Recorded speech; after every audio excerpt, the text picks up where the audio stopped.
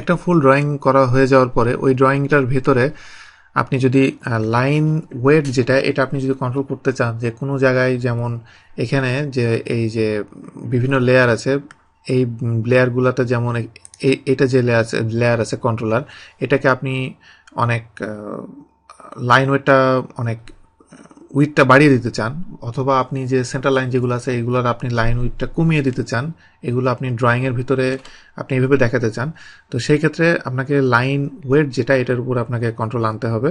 তো সেটা করতে গেলে এই যে লেয়ার যে অপশন, আমি লেয়ার অপশনের ভিতরে ঢুকলাম।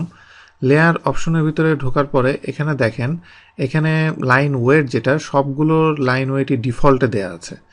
আমি যদি একটা লাইন ওয়েটে আমি ঢুকি, তাহলে দেখেন একটা হলো ডিফল্ট, এরপরে বাকিগুলো এরপরে সিরিয়াল বাই সিরিয়াল আছে।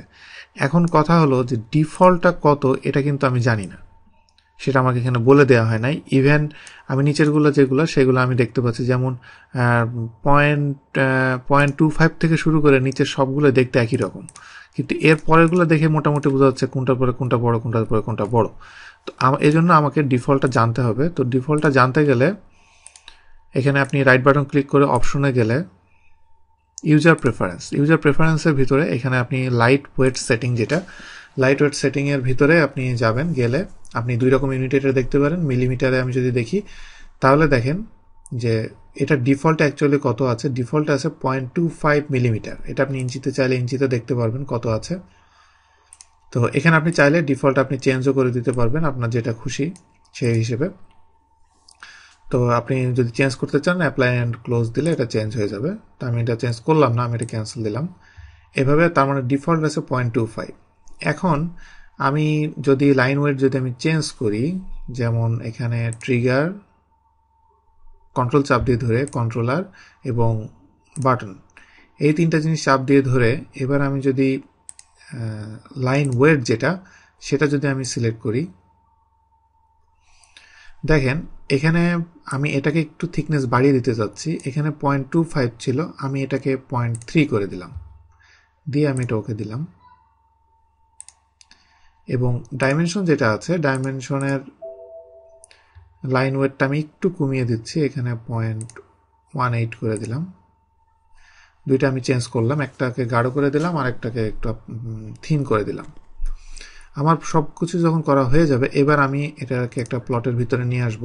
প্লটের ভিতরে নিয়ে আসতে গেলে যেগুলো আমাকে করতে হবে, এই জিনিসগুলো আমাকে সব সিলেক্ট করতে হবে।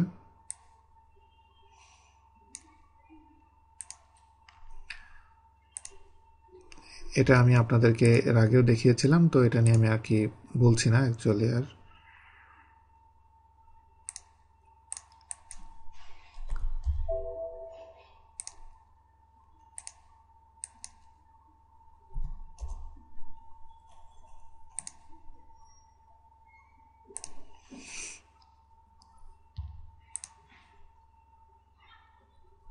দেখেন এখানে আমি যখন প্রিভিউতে গেলে আমি যখন এটাকে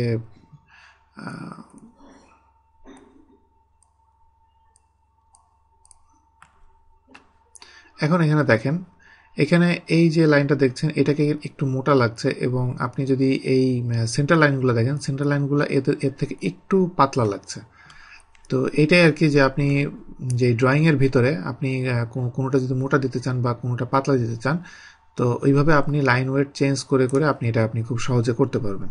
এবং আপনি যদি এইখানেও সেই পার্থক্যটা আপনি করতে চান, যেমন এটার ভিতরে আপনি ওই পার্থক্যটা দেখতে চান, নিচে এই যে এখানে যে একটা অপশন আছে শো লাইন ওয়েট, এখন লাইন ওয়েটটা আমি যদি সিলেক্ট করে দিলাম, অ্যাকচুয়াল যে ডিফারেন্স সেটা, এটা পাতলা এবং এটা মোটা।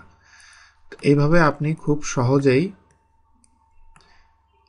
আপনি লাইন ওয়েট কন্ট্রোলের মাধ্যমে আপনি একটা ড্রয়িংয়ে কোন জায়গাটা আপনার জন্য বেশি ইম্পর্টেন্ট সেটা আপনি সহজে শো করতে পারবেন।